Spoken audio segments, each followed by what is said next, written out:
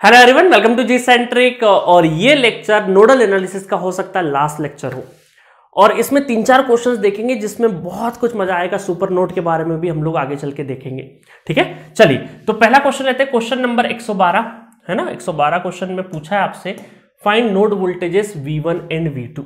बड़ा सा network given है, बहुत सारे सोर्सेस लगे हैं, डिपेंडेंट इंडिपेंडेंट सब कुछ है इसके अंदर, और आपसे पूछा है ये V1 और V2 वोल्टेज। अब देखिए यहां पर एक चीज बहुत ध्यान से देखिएगा कि जहां पे डिपेंडेंट सोर्स है, जिस पे डिपेंडेंसी है, उसका क्लू इसी नोड वोल्टेज पे छिपा है। तो पहली चीज तो ये कि एक रेफरेंस नोड बना लेते हैं सबसे पहले, जिसको हम ग्राउंड पोटेंशियल बोलते हैं, 0 वोल्ट। ठीक है, बना दिया हमने। दूसरा है कि ये अगर V1 है तो ये भी V1 है, मतलब ये पूरा वोल्टेज आपका V1 ही कहलाएगा। अगर ये V2 है तो ये भी V2 और ये भी V2, क्योंकि बीच में कोई भी एलिमेंट नहीं है, इसका मतलब ये एक ही पोटेंशियल है V2। ठीक है, चलो ये चीजें हमने आसान कर दी। अब एक एक करके नोडल लिखते हैं, दो V1 और V2 निकाल लेते हैं, बस सिंपल सा तरीका है आपका। चलो फटाफट लिख देते हैं। तो सबसे पहले नोडल 8 V1 पे नोडल लिखते हैं। ठीक है, चलो तो V1 -20 डिवाइडेड बाई 10 प्लस, और क्या हुआ, V1 बाद वाला साइन माइनस 0.5 है ना, 0.5 V1 minus V2 divided bye 5। ठीक है, और कुछ, ये ब्रांच हो गई, ये ब्रांच हो गई, इससे इनकमिंग है, इसका मतलब 2 एम्पेयर इधर। तो यहां पे एलसीएम ले लेते हैं, ये कितना हो जाएगा हमारा 10 एलसीएम।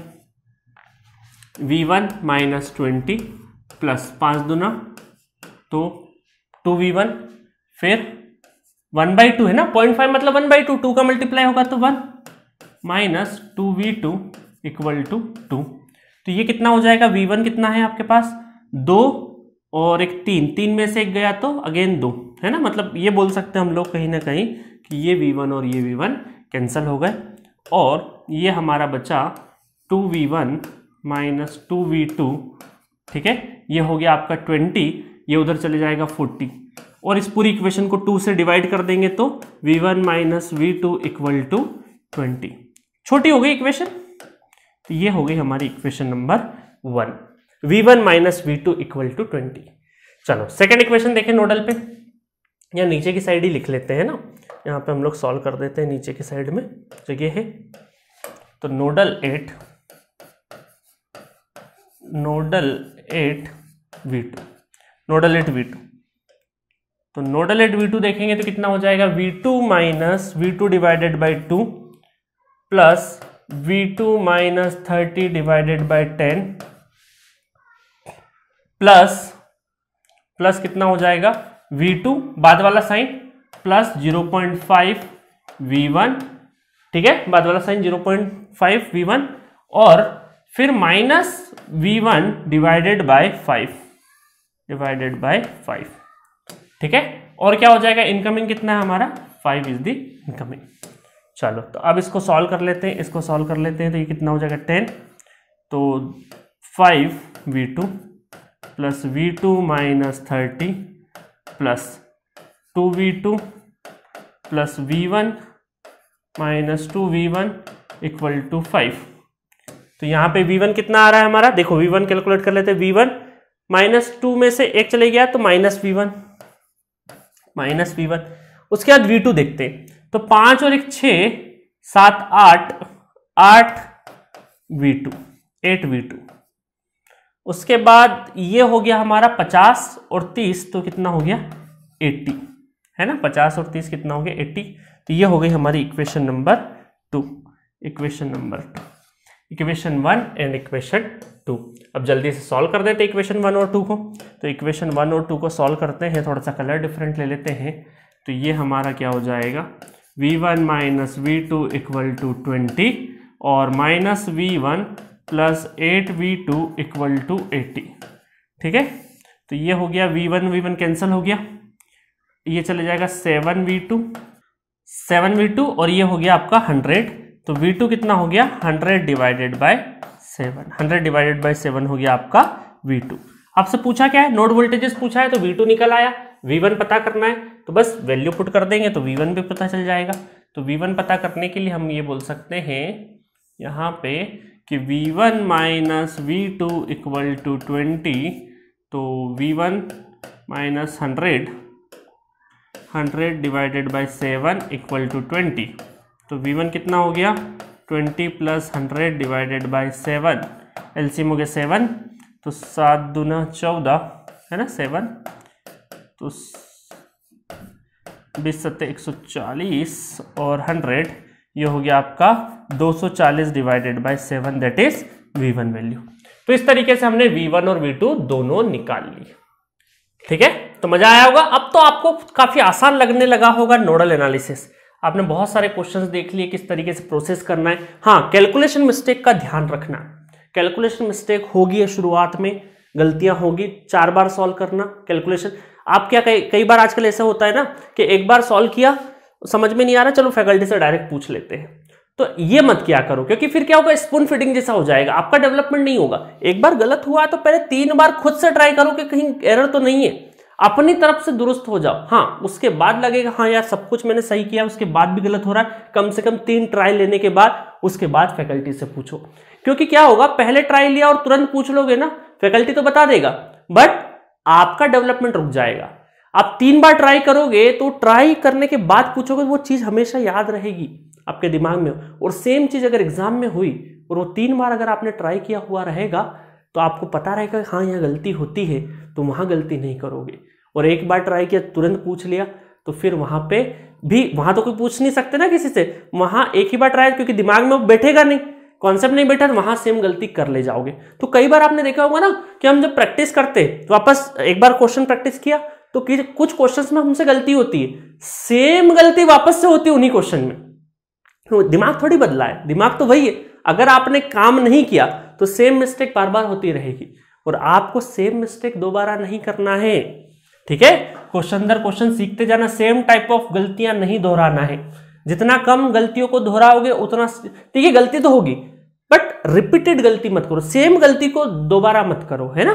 चलिए question number 113, find v1 v2 and i। v1 v2 और i निकालना है आपको। ठीक है, चलिए तो यहां पर अब आ गया है सुपर नोड का कॉन्सेप्ट, क्योंकि ये है आपका रेफरेंस नोड और ये दोनों के दोनों क्या है आपके नॉन रेफरेंस नोड। तो जब भी नॉन रेफरेंस नोड के बीच में कोई भी वोल्टेज सोर्स है, इसका मतलब ये क्या है आपका सुपर नोड है। इसको बोलते हैं हम लोग super node. Super node, super node. Super node में क्या करते हैं ऑलरेडी मैं बता चुका हूं आपको। सुपर नोड में उठा के पहले तो इधर लिख दो माइनस प्लस, इस तरीके से ये V1 और ये हो गया V2 और ये हो गया 1 वोल्ट। तो यहां पे आपने लिखा पॉजिटिव इधर नेगेटिव इधर, इसका मतलब V2 minus V1 equal to 1, that is equation number 1। एक इक्वेशन तो हो गई। तो सुपर नोड, जो भी सुपर नोड है उसको उठा के हमने यहां लिखा और इस तरीके से लिख दिया। अब दोनों नोड के ऊपर साइमल्टेनियस आपको क्या लगाना है, नोडल लगाना है। तो nodal at V1 and V2 simultaneously. Nodal analysis at V1 and V2 साथ में, है ना। तो साथ का मतलब कैसे है मैं बता देता हूं। ऑलरेडी मैं एक क्वेश्चन करा चुका हूं आपको, है ना, जो 3 टाइप करवाए तो वहां पे करवा ही दिया था मैंने ऑलमोस्ट क्वेश्चन आपको। तो यहां पर देखिए इस नोड पे सबसे पहले हम देख लेते हैं इनकमिंग और आउटगोइंग। तो यहां पे देखेंगे तो V1 डिवाइडेड बाय 1, ठीक है, और ये तो हमारा इनकमिंग है। तो आउटगोइंग पहले देख लेते हैं। यहाँ का आउटगोइंग ये है, दूसरा आउटगोइंग यहाँ का देख लिया, प्लस V2 डिवाइडेड बाय 1, ये हमने आउटगोइंग देख लिया। और इनकमिंग, दोनों इनकमिंग इस साइड में लिख दे 1 और उधर का भी इनकमिंग 1 प्लस 1। तो कितना हो गया ये V1 plus V2 equal to 2। ये हो गया हमारा इक्वेशन नंबर 2। बस इक्वेशन 1 और 2 को सॉल्व कर देते हैं फटाफट। तो इक्वेशन नंबर 1 और 2 को अगर सॉल्व करें तो माइनस V1 प्लस V2, थोड़ा सा उसको रीअरेंज कर दिया मैंने 1, और ये हो गया V1 plus V2 equal to 2। तो ये हो गया आपका कैंसल आउट, ये कैंसल हो गया, ये कितना हो गया 2V2 इक्वल टू 3। तो V2 हो गया आपका 3/2, तो 3/2 इज द V2। और V1 अगर हो गया तो -V1 plus 3/2 plus equal to 1, तो ये V1 उस साइड में चले जाएगा, तो 3/2 माइनस 1 मतलब 1.5 में से 1 चले गया तो आधा, तो 1/2 इज दी V1। तो V1 की वैल्यू आ गई है 1/2, V2 आ गया है 3/2। तो ये रहा V1 और V2 की वैल्यू। अब मुद्दा क्या है, करंट निकालना है। करंट निकालना है तो करंट निकालने के लिए आप देखिए थोड़ी देर के लिए करंट निकालना है अगर हमें, तो करंट निकालना तो बड़ा आसान काम है।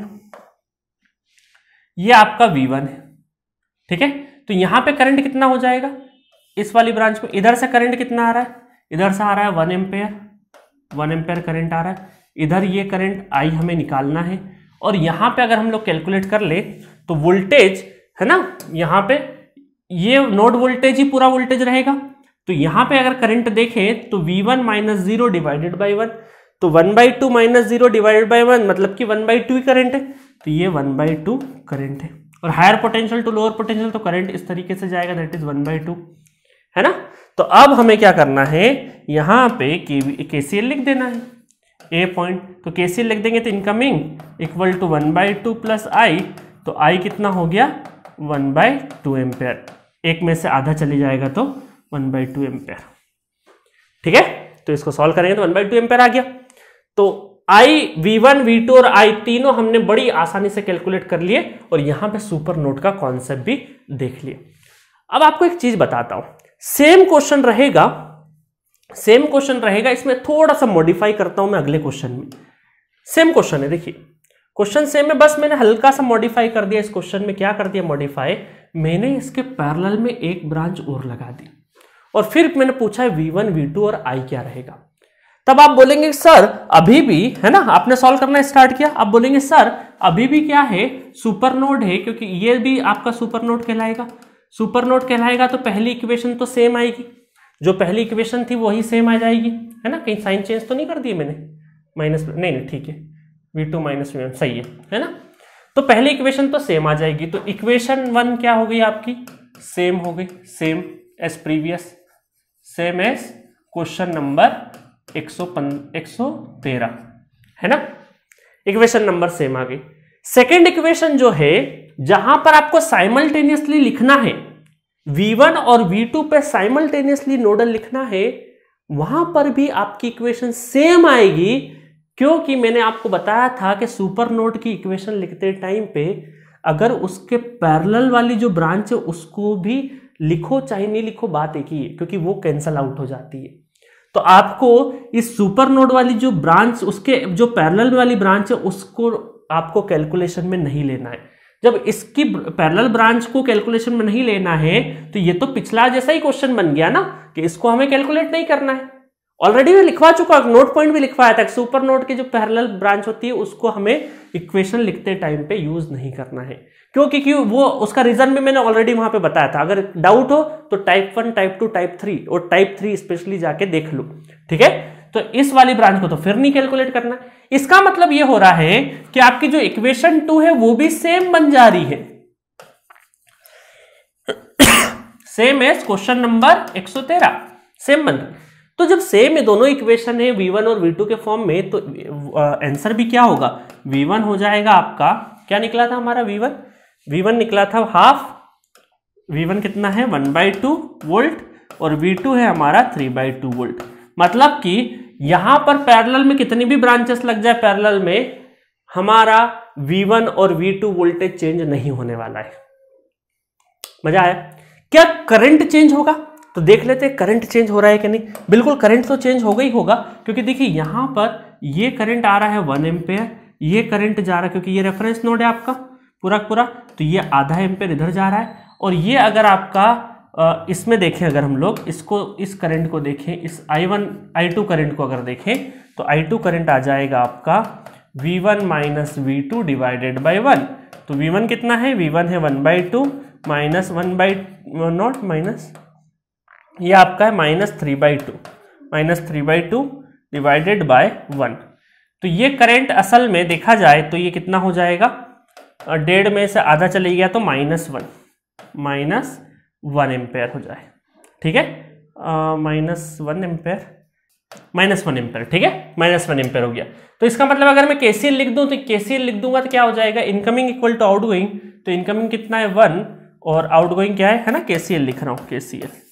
तो इनकमिंग कितना है 1 और आउटगोइंग कितना है 1/2 प्लस I2। तो अब हमें कैलकुलेट कर लेना, 1 इक्वल टू 1/2 प्लस I तो हमें निकालना है और यहाँ पे -1। तो I कितना हो जाएगा, आधे में से -1 में से गया तो माइनस का, और मतलब कि इसका मतलब है 1 - 1/2 प्लस 1, है ना, +1। तो ये हो गया आपका 2 - 1/2, मतलब आधा चले गया तो ये हो जाएगा आपका 1.5, मतलब कि 3/2 एम्पेयर। तो I कितना आ गया इस बार 3/2। पिछली बार कितना था I, पिछली बार था 1/2, इस बार करंट कितना हो गया आपका 3/2 हो गया, ठीक है। पिछली बार 1/2 था, इस बार कितना हो गया 3/2 हो गया। तो इसका मतलब है कि पिछले क्वेश्चन और इस क्वेश्चन में ये डिफरेंस है कि सुपर नोड के पैरेलल अगर कितने भी रजिस्टर लगा दो आपके नोड वोल्टेजेस चेंज नहीं होने वाले, बट यस आपका जो सोर्स के अक्रॉस जो करंट है उसकी वैल्यू जरूर चेंज होगी, जो कि हमने लिख भी दी है और कैलकुलेट भी कर ली है। तो मजा आया दोनों क्वेश्चन को कंबाइंडली अगर आप सोचोगे तो बहुत ही जबरदस्त है। इंटरव्यू वगैरह में पूछा जा सकता है, ये आपको पैटर्न दिया सुपर नोड का, उसके अक्रॉस एक ब्रांच लगा दी, बोला ये दोनों वोल्टेज कितने हैं, अब लगे आप कैलकुलेट करने, आपको पता होना चाहिए दोनों का इक्वेशन कॉन्सेप्ट क्या है। इक्वेशंस चेंज नहीं होगी, इसका मतलब आंसर भी चेंज नहीं होगा।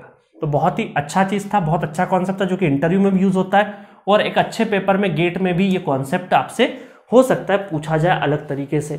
आईआईटी वाले हैं बहुत अलग अलग तरीके से क्वेश्चन को फ्रेम कर सकते हैं, ठीक है। चलिए नेक्स्ट क्वेश्चन की तरफ चलते हैं।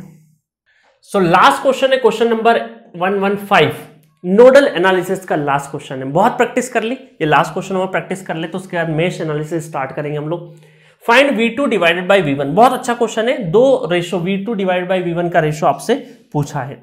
तो इस क्वेश्चन को कैसे हैंडल करेंगे वो देखते हैं। तो यहां पर है आपका V1 और ये है V2। अब आपको पता है ये ओपन सर्किट है, इसका मतलब है कि यहां तो करंट जाने से रहा, तो ये असल में V2 वोल्टेज है ना, V2 वोल्टेज यही है। ये हमारा क्या है ग्राउंड पोटेंशियल, ग्राउंड पोटेंशियल और ये V2, तो यही वोल्टेज यहां पे अपीयर हो जाएगा। ये वाला वोल्टेज भी क्या है V2 वोल्टेज, क्योंकि ये एक ही पोटेंशियल है। अब तो समझ में आने लगा होगा ना कि एक ही पोटेंशियल कैसे लिख देता हूं मैं। चलो अब क्या करना है, अब हमें रेशो चाहिए, मतलब V1 और V2 के फॉर्म में आपकी इक्वेशन बननी चाहिए। तो सबसे पहले काम करते हैं हम लोग इस पे नोडल लगा देते हैं। तो नोडल 8 V2, तो V2 के ऊपर अगर नोडल लगाएं तो V2 minus V1 divided by R1, है ना। अब आप बोलोगे सर ये करंट क्यों नहीं लिखा, वापस से वही कितनी बार बताऊंगा, है ना, अननेसेसरी अननोन हमें नहीं बढ़ाने, इस वजह से हम लोग V1 V2 के फॉर्म में, जरूरत पड़ेगी तो बिल्कुल लिखेंगे। Then plus V2 divided by R1, और कुछ आ रहा है क्या, एक हो गई, दूसरी ब्रांच हो गई, तीसरी इनकमिंग है। इनकमिंग कितना है अल्फा I1। अब देखिए इस इक्वेशन में V1 V2 जो कि हमें चाहिए उसका रेशो तो चाहिए ही चाहिए, ये I1 एडिशनली आ रहा है हमारा। अब आप बोलोगे सर अल्फा, तो हमारा जो आंसर आएगा वो अल्फा के टर्म में ही आएगा, अल्फा के टर्म में ही आंसर आएगा, क्योंकि अल्फा को एलिमिनेट नहीं कर सकते। हाँ, ये जो I1 जिस पे डिपेंडेंसी है, इसको अगर मैं लिखना चाहूँ I1 को, तो ये I1 को क्या ऐसा लिख दूं, I1 equal to V1 minus V2 divided by R1, बिल्कुल लिख सकते हैं। बस इसको यहाँ पे यूज कर लेता हूँ मैं। तो ये हमारा R1 है, V2 तो 2V2 minus V1 divided by R1 equal to alpha, और ये हो जाएगा V1 minus V2 divided by R1, ठीक है। तो R1 से R1 हमारा क्या हो गया, कैंसिल हो गया। 2V2 minus V1 equal to alpha V1 minus alpha V2। तो V1 और V2 का रेशो चाहिए तो एक साइड ले चलते, तो ये हम लोग क्या करते हैं, इधर V2 वाला इस साइड ले लेते हैं और V2 को कॉमन ले लेते हैं, तो कितना हो जाएगा 2 प्लस अल्फा, और ये उस साइड में ले जाते हैं और V1 कॉमन ले लेते हैं, तो 1 प्लस अल्फा, ठीक है। और V2 डिवाइडेड बाई V1, है ना, यही चाहिए, हाँ, V2 डिवाइडेड बाई V1, तो ये हो जाएगा हमारा 1 plus alpha divided by 2 plus alpha. तो ये हो गया हमारा answer, 1 plus alpha divided by 2 plus alpha. मजा आया क्वेश्चन में, क्वेश्चन बहुत ही अमेजिंग था। यहाँ पे बस कुछ नहीं करना था आपको। देखो कुछ क्वेश्चन बहुत अच्छा था, बट ये क्वेश्चन इजी इसलिए भी लग रहा होगा आपको क्योंकि आपकी प्रैक्टिस हो चुकी है। अदरवाइज नया नया स्टूडेंट अगर क्वेश्चंस देखेगा तो करने में दिक्कत आती है। तो एट दिस नोट हमने बहुत अच्छी जर्नी यहां तक कंप्लीट करी है, और स्पेशली हमारी नोडल की जर्नी। ठीक है, तो जो नोडल एनालिसिस के ऊपर, क्योंकि सबसे ज्यादा देखो क्या होता है ना, जब हम कॉलेज में होते हैं ना तो मेश और नोडल में, हम मेश में बहुत ज्यादा पसंद करते हैं मेश एनालिसिस को। जैसे देखा सर्किट 3 लूप घुमाए और इक्वेशन सॉल्व कर देते हैं, बट नोडल से आप भागते हैं। बट मैं बताता हूं गेट एग्जामिनेशन या कोई भी कॉम्पिटिटिव एग्जाम में आपको ज्यादातर क्वेश्चंस नोडल एनालिसिस से ही करने पड़ेंगे, क्योंकि नोडल बेस्ट मेथड है फॉर कॉम्पिटिटिव एग्जाम्स। मेश में क्या होगा, आपको कॉलेज एग्जाम में अच्छा नंबर मिल जाएगा, आप उसमें टेक्निक भी कर ले, तो ज्यादातर मेश को पसंद करते हैं कॉलेज लेवल पे। बट जब आप कॉम्पिटिटिव एग्जाम में देखोगे तो मेश से बहुत ज्यादा सॉल्व नहीं करेंगे हम लोग, ज्यादातर क्वेश्चन किससे सॉल्व करेंगे, नोडल एनालिसिस से करेंगे। बट इसका मतलब ये नहीं कि मैं मेश नहीं पढ़ाऊंगा, क्योंकि हो सकता है 1 या 2% क्वेश्चन ऐसा हो जो सिर्फ और सिर्फ मेश के ऊपर पूछे जाते हैं, है ना। तो हम लोग नेक्स्ट लेक्चर से मेश एनालिसिस पढ़ेंगे बहुत अच्छे तरीके से, और उसके बाद मेश के कुछ क्वेश्चंस भी देखेंगे, सोर्स ट्रांसफॉर्मेशन भी देखेंगे, और ये यूनिट हमारी जो एडवांस सॉल्विंग वाली जो यूनिट है वो हमारी कंप्लीट हो जाएगी। तो आप प्रैक्टिस कर रहे होंगे, जितने मैं क्वेश्चंस करवा रहा हूं बहुत अच्छे से प्रैक्टिस करिए। जो स्टूडेंट ऑलरेडी मेरा ओल्ड सीरीज देख चुके हैं तो वो प्लीज वो क्रैश कोर्स वाला एक फोल्डर रखा होगा आपकी जी सेंटर एप्लीकेशन पे, आपके कोर्स के अंदर वो क्रैश कोर्स वाला फोल्डर देख लेना। ठीक है, तो एंजॉय करते रहिए, सीखते रहिए। बहुत छोटी छोटी चीजों पे मैं फोकस कर रहा हूं, इन्हीं चीजों से बड़ी चीजें बनेगी। ट्रांजिएंट, टू पोर्ट जब पढ़ोगे ना, तो अगर ये बेसिक्स स्ट्रांग है तो आपको पता भी नहीं चलेगा कब आपने नेटवर्क थ्योरी कंप्लीट कर लिया। और जो स्टूडेंट बोलते हैं कि ट्रांजिएंट टफ लगता है, टू पोर्ट टफ लगता है, थ्योरम टफ लगता है, आपके लिए कैक वॉक हो जाएगा। ठीक है, तो बने रहिए इसी तरीके से, लाइक शेयर सब्सक्राइब करते रहिएगा। और स्टूडेंट अपने जूनियर सीनियर जो भी पहचान वाला हो, जिनको भी अच्छा कंटेंट पढ़ना है, प्लीज जी सेंटर के एप्लीकेशन पे आप उनको जरूर भेजिएगा। जस्ट 249 रुपीज, ये 249 हो सकता है ओवर द टाइम आप 6-7 महीने बाद 10 महीने बाद देखो तो हो सकता है प्राइस थोड़ा चेंज भी हो जाए, बट एट प्रेजेंट 249 रुपीज में पूरा नेटवर्क थ्योरी अवेलेबल है। ठीक है, इससे अच्छा, इससे सस्ता कहीं मुझे नहीं लगता कहीं इतना इफेक्टिव अवेलेबल होगा। तो जाइए, बहुत अच्छे से एंजॉय करिए और सीखिए और जिंदगी में कुछ करिए, और इस सब्जेक्ट का यूज एग्जाम के दिन जो क्वेश्चन आए उसको क्रैक जरूर करना है। और डेफिनेटली जितना प्रैक्टिस करोगे आपका एग्जाम में भी क्वेश्चन बनेगा। एग्जाम के लिए सोचोगे तो अब फिर नहीं हो, अभी सब्जेक्ट सीखो, सब्जेक्ट सीख गए तो ऑटोमेटिक एग्जाम में भी क्वेश्चन बनेगा। Okay, thank you. मिलेंगे नेक्स्ट लेक्चर में हम लोग मेश एनालिसिस के साथ।